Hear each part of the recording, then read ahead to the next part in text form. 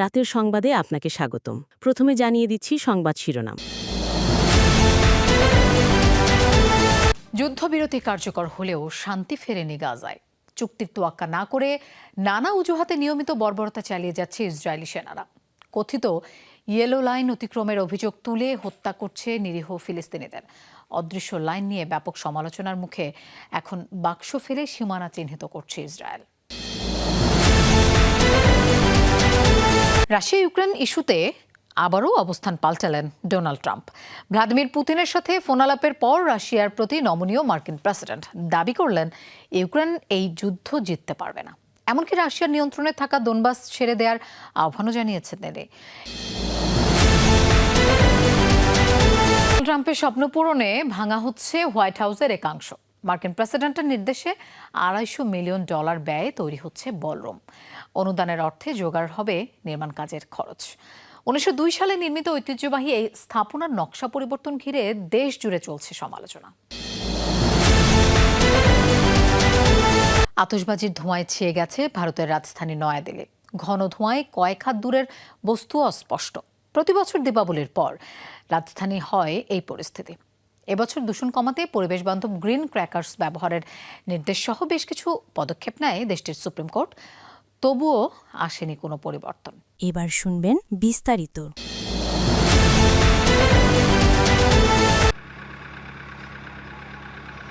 দুঃখ, দুর্দশা আর অনিশ্চয়তা পিছু ছাড়ছে না গাজার মানুষের। যুদ্ধবিরতির পরও চুক্তি লঙ্ঘন করে বারবার হামলা চালিয়ে যাচ্ছে ইসরায়েল। সরাসরি গুলি, কামান ও ট্যাঙ্ক থেকে গোলাবর্ষণ, আকাশপথে হামলার পাশাপাশি চলছে ধরপাকড়ও। খাবার আর পানির অভাব, সবকিছুর মধ্যেও যুদ্ধবিরতিতে কিছুটা স্বস্তির নিঃশ্বাস ফেলেছিল গাজার মানুষ। তবে রোববার ভয়াবহ হামলার পর আর নিশ্চিত হতে পারছেন না উপত্যকার বাসিন্দারা। আমরা 2 বছর ধরে কষ্ট সহ্য করছি, এবার বিশ্রাম চাই, আমরা মানসিক শান্তি চাই। কিন্তু তারা যুদ্ধবিরতি এবং চুক্তির কথা বলেও আমাদের ওপর বোমা হামলা চালাচ্ছে। এখনো আমরা মৃত্যু ভয়ে দিন কাটাচ্ছি। ইসরায়েলের আগ্রাসী আচরণ দেখে প্রশ্ন উঠেছে, যুদ্ধবিরতি কি আদৌ টিকে আছে?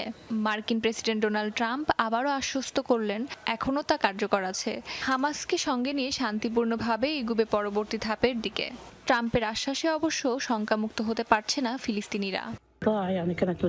যুদ্ধ থামায় আমরা কিছুটা স্বস্তি পেয়েছিলাম, কিন্তু এখনো আমাদের উপর চলছে হামলা। আমাদের শিশুদের স্বাভাবিক জীবন চাই, ওরাও আর 5টা বাচ্চার মতো স্বাভাবিকভাবে হেসে খেলে বড় হোক।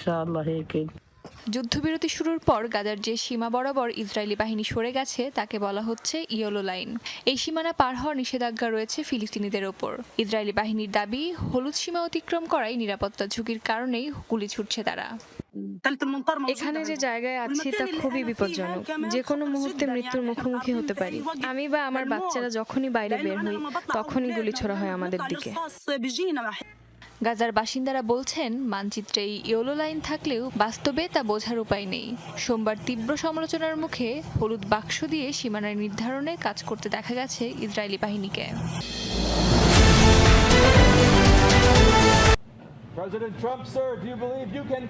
দ্বিতীয় দফায় যুক্তরাষ্ট্রের মসনদে বসার পর থেকেই রাশিয়া ইউক্রেন যুদ্ধ বন্ধে তৎপর ডোনাল্ড ট্রাম্প।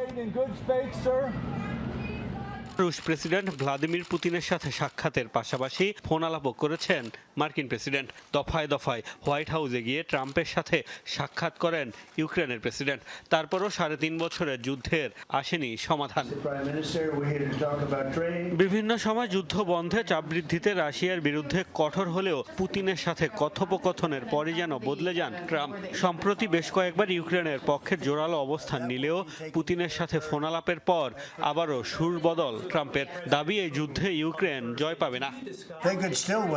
ইউক্রেন যুদ্ধে জিততে পারত, তবে আমার মনে হয় না তারা শেষ পর্যন্ত জয় পাবে। আমি কখনো বলিনি তারা জিতবে, আমি বলেছি তারা জিততে পারে। যুদ্ধে যে কোনো কিছুই ঘটতে পারে। এটা এমন একটা যুদ্ধ যা আমি সে সময় প্রেসিডেন্ট থাকলে কখনোই ঘটতো না। এর আগে দোনবাসের যতটুকু রাশিয়া দখল করেছে আপাতত তার আশা ইউক্রেনকে ছেড়ে দিতে বলেছেন ট্রাম্প। তার দাবি অঞ্চলটির ৭৮% বর্তমানে পুতিন প্রশাসনের নিয়ন্ত্রণে। দোনবাস এখন যেভাবে আছে সেভাবেই ভাগ করা হোক। আমার মনে হয় ৭৮% জমি এরই মধ্যে রাশিয়া দখল করে নিয়েছে। এখন যেভাবে আছে সেভাবেই রেখে দিতে হবে, পরে এটা নিয়ে তারা আলোচনা করুক। কিন্তু এখন লড়াই বন্ধ করতে হবে, মানুষ হত্যা বন্ধ করতে হবে। এদিকে হাঙ্গেরিতে হতে যাওয়া ট্রাম্প পুতিন বৈঠকে যোগ দিতে আগ্রহী ইউক্রেনের প্রেসিডেন্ট। হোয়াইট হাউসে ট্রাম্পের সাথে বৈঠকের পর জেলেনস্কি জানিয়েছেন তাকে আমন্ত্রণ জানালে তিনি অংশ নিতে চান আলোচনায়।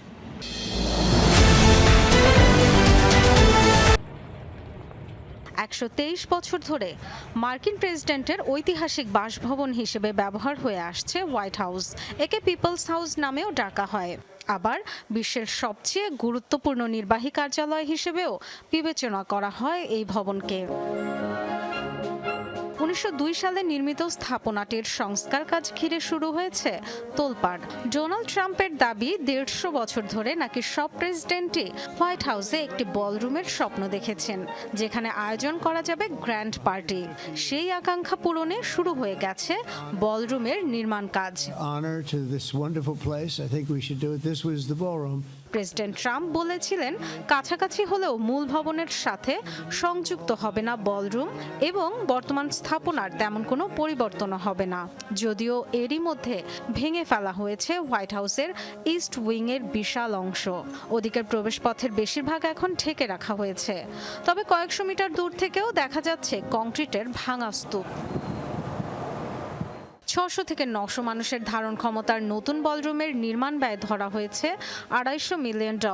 মার্কিন প্রেসিডেন্টের দাবি উদার দেশপ্রেমিকদের ব্যক্তিগত অর্থায়নে তৈরি হবে এটি, যদিও কারো নাম পরিচয় প্রকাশ করেনি হোয়াইট হাউস। হোয়াইট হাউস এবং এর সংলগ্ন পার্কগুলো মূলত পরিচালিত হয় ন্যাশনাল পার্ক সার্ভিস বা এনপিএস এর মাধ্যমে, তবে সংস্কারের ক্ষেত্রে ব্যাপক ক্ষমতা রয়েছে প্রেসিডেন্টের হাতে। ঐতিহাসিক নিদর্শনের আকার বা নকশা পরিবর্তনকে ভালো চোখে দেখছে না বহু মার্কিনী। বিশেষ করে একটি অংশের প্রতীকী চেহারাই পাল্টে যাওয়ার শঙ্কায় চলছে সমালোচনা। এই দফায় ক্ষমতা গ্রহণের পর ওভাল অফিসের ইন্টেরিয়ারের সোনালী সাজসজ্জা, উত্তর ও দক্ষিণ লনে দুটি বিশাল ফ্ল্যাগপোল তৈরি, রোজ গার্ডেনের ঘাসে কংক্রিটের পাটাতন বানিয়ে চেয়ার টেবিল বসানোর মতো ছোটখাটো বেশ কিছু পরিবর্তন করেছেন ডোনাল্ড ট্রাম্প। হোয়াইট হাউসের সংস্কার অবশ্য এই প্রথম নয়। এর আগে চত্বরের টেনিস কোর্টকে বাস্কেটবল কোর্টে রূপান্তর করেছিলেন সাবেক president Barack Obama. Franklin D রুজভেল্টের আমলে তৈরি সুইমিং পুলকে প্রেস রুম বানিয়েছিলেন রিচার্ড নিক্সন। হ্যারি ট্রুম্যানের শাসনামলে ১৯৪৮ থেকে ১৯৫২ সালের মধ্যে হয়েছিল সবচেয়ে বড় সংস্কার কাজ।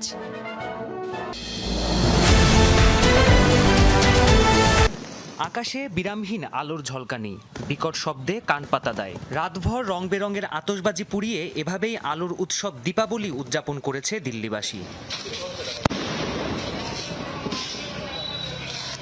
উৎসবমুখর রাতের পর সেই চিরচেনা ঘোলাটে সকাল। ধোয়ার মোটা চাদর ঢেকে রেখেছে চতুর্দিক। কয়েক হাত দূরের বস্তুও ঝাপসা, অস্পষ্ট। আতশবাজির ধোঁয়া বাতাসের ধূলিকণার সাথে মিশে তৈরি করেছে এমন পরিস্থিতি। ভয়াবহ মাত্রায় পৌঁছেছে বায়ু দূষণ। দুদিন আগেও বাতাস অনেক পরিষ্কার ছিল, তবে এখন ভয়াবহ অবস্থা। আমরা প্রাপ্তবয়স্করা এটা সহ্য করছি, তবে যাদের শ্বাসকষ্ট আছে, বিশেষ করে শিশু ও প্রবীণদের জন্য এটা মারাত্মক ক্ষতিকর। এরই মধ্যে কাশি হচ্ছে। এত দূষণ আসলেই ক্ষতিকর, এটা হওয়া উচিত নয়। আমি আগে এমন কিছুই দেখিনি। দূষণের কারণে সামনে কিছুই দেখতে পাচ্ছি না। অতিরিক্ত বায়ু দূষণ ঠেকাতে ২০১৫ সালে আতশবাজি পোড়ানোর উপর নিষেধাজ্ঞা দেন ভারতের সুপ্রিম কোর্ট। পরিস্থিতির পরিবর্তন না দেখে এবছর সে নিষেধাজ্ঞা তুলে পরিবেশ বান্ধব গ্রিন ক্র্যাকার্স ব্যবহারের অনুমতি দেওয়া হয়। ধারণা করা হয় এতে ৩০ থেকে ৫০% দূষণ কমবে।